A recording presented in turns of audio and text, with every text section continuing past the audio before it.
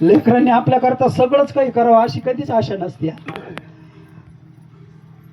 माँ कभी नहीं कहती का बेटा मुझे खुश रखना. आई कधीच नाही म्हणत बाळा मला खुशी ठेव. आईला कधी जरी विचारलं ना तर एकच तिच्या अंतकरणात साहेब भाव असतो.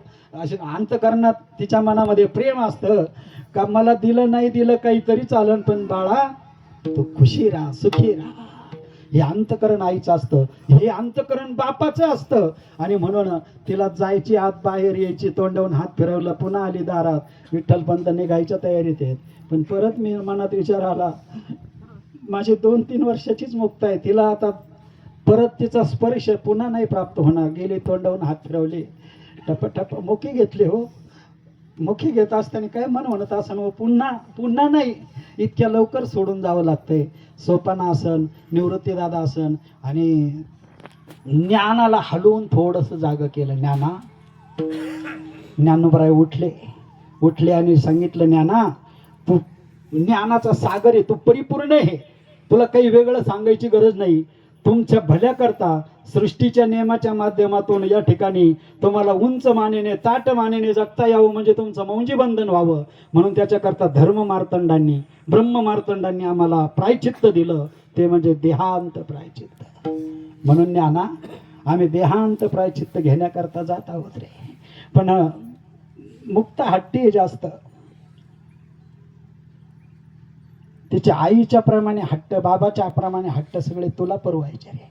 इथून पुढं तूच त्यांची आई तूच त्यांचा बाप. आणि सगळं ओझ ज्ञानोबरायांवर टाकलं आणि मग ते निघून गेल्याच्या नंतर प्रयागराजला जाऊन त्या ठिकाणी त्याने देहांत प्रायचित्त घेतलं. आपल्या लेकरांना उज्ज्वल मानेने जगता यावं म्हणून जे कर्म त्यांना जे कर्म प्राप्त झालं त्याला देहांत प्रायचित्त म्हणतात. विठ्ठल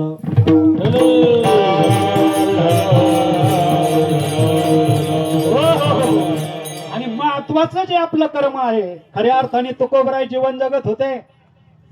लवकरच 3 जण भाऊ होते. एक भाव तर निवृत्ती मार्गात म्हणजे वैराग्य संपन्न होते. काय मोठ्यांचं नाव तुकोबरायांचे मोठे भाऊ सावजी महाराज. त्यांनी तर निवृत्ती मार्ग स्वीकारला. आई वडील लहानपणातच गेल्याच्या नंतर मोठा भाऊ म्हणून सर्व जबाबदारी पहिली नियमाप्रमाणे त्याच्याकडे जायची. त्याच्याकडे देत असताना त्याने सांगितलं मला यात रसच नाही. मग लहान हे कान्होजी महाराज होते. मग अनायशात तो जो बोजा आहे प्रपंचाचा भार ते प्रपंच काय आपल्यासारखा नव्हता एवढा तोटपुंजा.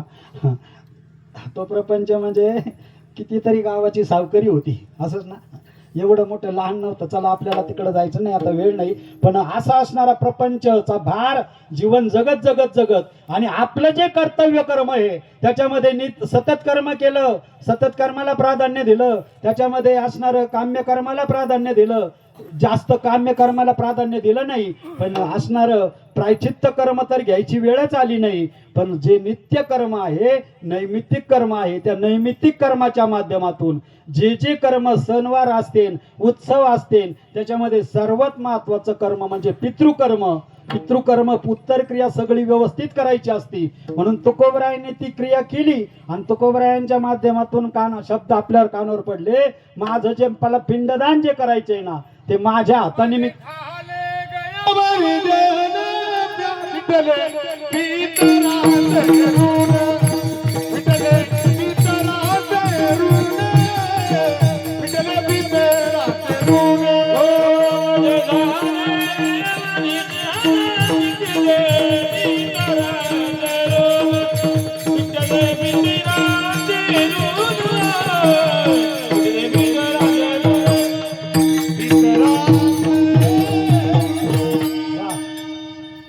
पदावरी दिला आपुली करी माझी झाली गयावर्जन फिटले पितरांचे ऋण.